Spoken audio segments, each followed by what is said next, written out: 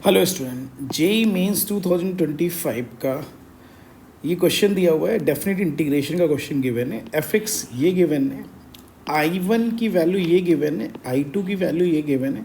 अब मुझे दिस की वैल्यू फाइंड आउट करनी है। ठीक, अब देखो ये क्वेश्चन आ गया। अब ये क्वेश्चन देख के देखो, यहाँ पे 7 और 7 गिवन है, यहाँ पे 3 और 3 गिवन है। अब देखो सबसे पहले एफ एक्स को थोड़ा सा सिंप्लीफाई कर ले रहे हैं। F x is equal to आपका क्या आ रहा है 7। अब हमने यहाँ से अगर 10 की पावर 6 कॉमन ले लिया तो ये आ जाएगा 10 स्क्वायर एक्स प्लस 1 माइनस 3। अगर मैंने यहाँ से 10 की पावर 2 कॉमन ले लिया तो ये आ जाएगा 10 स्क्वायर एक्स प्लस 1। और आपको पता है 10 स्क्वायर एक्स प्लस थीटा की वैल्यू कितनी है? 10 स्क्वायर थीटा प्लस 1 की वैल्यू क्या होती है? Sec square theta. तो एफ एक्स की वैल्यू आ जाएगी 7 10 की power 6 x plus sec square x, यहाँ से सेक स्क्वायर यानी माइनस 3 10 स्क्वायर एक्स इंटू ये सेक स्क्वायर एक्स आ जाएगा। अच्छा, मैं अगर एफ एक्स का इंटीग्रेशन के लिए बात कर लूँ, भाई एफ एक्स का इंटीग्रेशन, ठीक है, तो देखो यहाँ पे integration 7 10 square 6 x minus 3 10 square x और ये sec square x d x आ जाएगा। ठीक है, अब यहाँ पे अगर tan x को t कंसीडर कर लिया जाए, ठीक है, तो उसका डेरिवेटिव कितना आ जाएगा? Sec square x d x is equal to d t आ गया।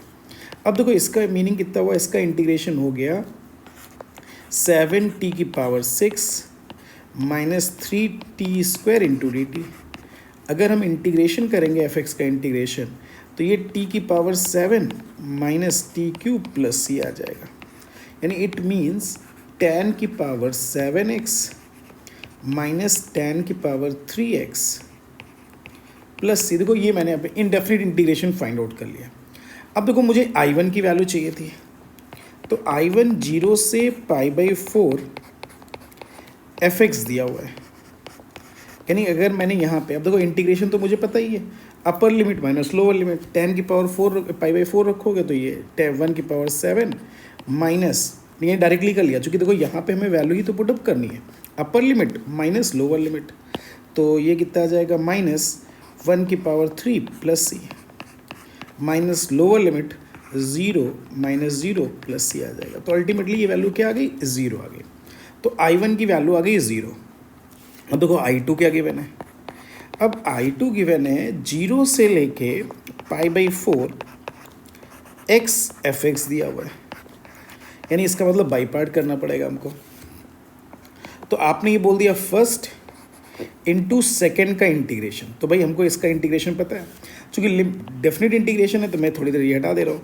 तो ये आ जाएगा 10 to power 7x minus 10 cube x, definite integration था।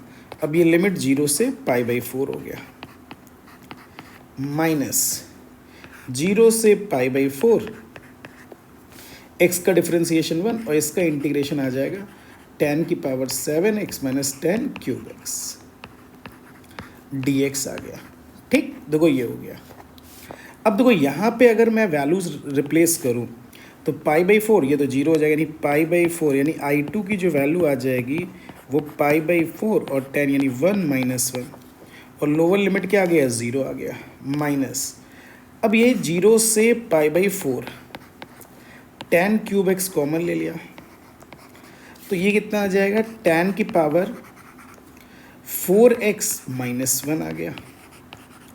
ठीक, ये तो वैल्यू 0 हो गई, तो I2 इज इक्वल टू हो गया 0 माइनस 0 से π/4 10 क्यूब एक्स, और इसको लिख सकते हो 10 square x minus 1 10 square x minus 1 और 10 स्क्वायर एक्स प्लस 1, उसको क्या लिख सकते हैं? Sec square x. देखो इसने काम बना दिया। अब हमने tan x को क्या मान लिया? t कंसीडर कर लिया। अब इसका डेरिवेटिव कितना आ जाएगा? Sec square x d x is equal to d t आ गया। बिल्कुल इजी हो गया क्वेश्चन। अब I2 is equal to minus 0 से, अब देखो लिमिट भी जब वैल्यू पुटअप करते हैं तो लिमिट भी चेंज करेंगे, तो 0 की वैल्यू 0 और π/4 की वैल्यू 1, ये 1 आ गया, ये टी क्यूब हो गया, t square minus 1 into d t आ गया। अब ये टी की पावर 5 माइनस टी क्यूब हो गया। तो इंटीग्रेशन करें तो ये टी की पावर 5 का टी की पावर 6/6 हो गया, माइनस टी की पावर 4/4 हो गया। लिमिट कहाँ से, 0 से 1, तो यानी इट मीन्स अपर लिमिट यानी कि 1/6 और ये 1/4 और माइनस 0 आ जाएगा, तो ये कितना आ जाएगा 4/6। तो इसकी जो वैल्यू आ जाएगी आपकी, तो यहाँ से ये जो वैल्यू आ गई तो ये आ जाएगा आपका 2/24, तो 1/12 वैल्यू आ गई। तो I2 की वैल्यू ये आ गई, तो 12I2 इज इक्वल टू कितना आ जाएगा 1। अब मुझे किसकी वैल्यू फाइंड आउट करनी थी, 7I1 + 12I2, तो 7I1 + 12I2 is equal to, ये तो 0 हो गया, +1, तो आंसर विल बी 1। यही आपका आंसर आ जाएगा। Thank you.